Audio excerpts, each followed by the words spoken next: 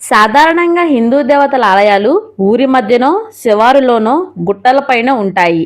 అయితే తిరుపతికి 15 కిలోమీటర్ల దూరంలో ఉన్న రేణిగుంటలో కొలువైన కట్టపుట్టాలమ్మ ఆలయం మాత్రం ఎవరి ఊహకి అందని రీతిలో ఉంటుంది.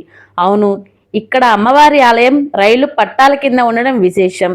కింద అమ్మవారు పూజలు అందుకుంటుంటే పైనుంచి రైలు పరుగులు తీస్తూ ఉంటాయి. కట్టపుట్టాలమ్మ అమ్మవారికి కొన్ని శతాబ్దాల చరిత్ర ఉంది. చెరువు కట్టపైన కొలువై ఉన్న అమ్మవారిని ఆ మార్గంలో వెళ్లే ప్రతి ఒక్కరూ దర్శనం చేసుకునే వెళ్ళేవారు.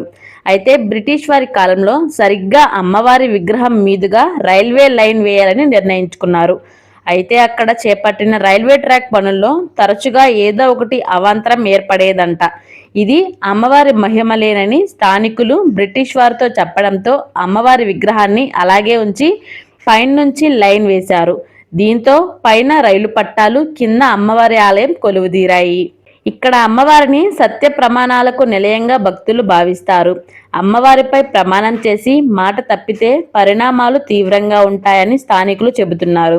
ఆదివారం, మంగళవారం, శుక్రవారాల్లో భక్తులు అధిక సంఖ్యలో వచ్చి అమ్మవారిని దర్శించుకొని మొక్కులు తీర్చుకుంటూ ఉంటారు. ఏటా సెప్టెంబర్ నెలలో జరిగే అమ్మవారి జాతరకు పక్క రాష్ట్రాల నుంచి కూడా భక్తులు తరలివస్తారు. అమ్మవారి శిరస్సు పైనుండి రైళ్లు వెళ్లడంతో ఒక్కసారిగా రైళ్లు ఆలయం దగ్గరకు చేరుకునే టైంకి రైళ్లు ఉన్న పలంగా ఆగిపోయాయంట. అదేంటో రైల్వే అధికారులకు కూడా అర్థం కాలేదు. ఎటువంటి సాంకేతిక లోపం లేకుండా రైళ్లు ఎందుకు ఆగిపోతున్నాయనో తెలియక తికమకపడ్డారు. కొంతకాలానికి అక్కడ ఆలయం ఉన్నట్లు గమనించిన అధికారులు ఇదంతా అమ్మవారి మహిమ వల్లే అనుకుని రైల్వే సిబ్బంది తమ అధికారులను తెలియజేశారంట. దాంతో రైల్వే అధికారులు ఆలయ ధర్మకర్తలు, పూజారులతో సంప్రదించారంట. రైళ్లు ప్రతిసారి అమ్మవారి శిరస్సు పై నుంచి వెళ్లడంతో అమ్మవారికి తలనొప్పి వస్తుందని, అందుకే అమ్మవారు రైళ్లను ఆపేశారని సమాధానమిచ్చారు స్థానికులు. భక్తుల మనోభావాలను గమనించి ఆలయాన్ని కొంచెం వెనక్కి జరిపి నిర్మించారని, అప్పటి నుంచి రైళ్లు అక్కడికి వచ్చేసరికి స్పీడ్ తగ్గించి నెమ్మదిగా వెళ్తూ ఉంటాయని కథలు కథలుగా చెబుతున్నారు.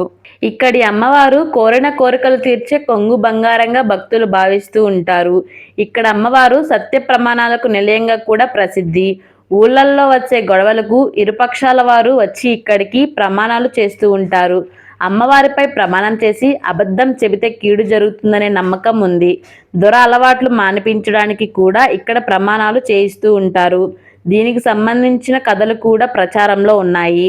ఒకరోజు కరంబాడిలో మిరియాలు అమ్ముకుంటూ వ్యాపారులు వెళ్తుండగా అక్కడే ఒక చోటు ముసలమ్మ, నాయన తలనొప్పిగా ఉంది, కాసిన మిరియాలు పెట్టండి అని అడిగితే ఆ వ్యాపారులు ఇవి మిరియాలు కాదు జొన్నలు అని చెప్పి వెళ్ళిపోయారు.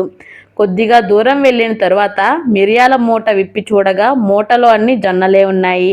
వెంటనే ఆ పెద్దావిడిని వెతుక్కుంటూ వెళ్ళారు. అమ్మా, మీరు ఎవరు, మమ్మల్ని క్షమించండి అని వేడుకుంటూ వ్యాపారస్తులు మేము పొరపాటున జొన్నలు అని చెప్పాము. తీరా ఊరెళ్ళి చూసుకుంటే అవి నిజంగానే జొన్నలుగా మారాయనే కథ కూడా ప్రచారంలో ఉంది. ఆ తర్వాత ఆ వ్యాపారులు తప్పు తెలుసుకొని క్షమించమ్మా అని వేడుకుంటే ఆ తల్లి వాటిని మిరియాలుగా మార్చిందని భక్తులు చెబుతున్నారు. ప్రతి ఏటా కట్ట పుట్టాలమ్మ జాతర జరపడం ఆనవాయితీగా వస్తుంది. జాతరలో అమ్మవారికి జంతు బలి ఇస్తూ ఉంటారు. కొన్ని గ్రామాల వాళ్ళు ఈ అమ్మవారి పేరిట దున్నపోతులు వదులుతూ ఉంటారు. ఆలయం ముందు భాగంలో ఓ గోతిని త్రవ్వి జాతరలో బలిచ్చిన వాటి కలేబారాలను పాతిపెట్టి ఆ తర్వాత జరిగే జాతర సమయంలో ఆ గొయ్యిని తవ్వి అమ్మవారి మహత్యాన్ని తెలుసుకుంటూ ఉంటారు. భక్తుల విశ్వాసులు ఎన్నో ఉన్నా రైళ్ల మాత్రం ఆ ప్రాంతంలో వచ్చే టైంకి ఆగడము, నిదానంగా వెళ్లడము ఇప్పటికీ జరుగుతోంది. మీరు కూడా ఒకసారి ఈ ఆలయాన్ని దర్శించుకోండి. ఈ వీడియో మీకు నచ్చినట్లయితే మా వయ్యే భక్తి ఛానల్ను సబ్స్క్రైబ్ చేసుకోండి.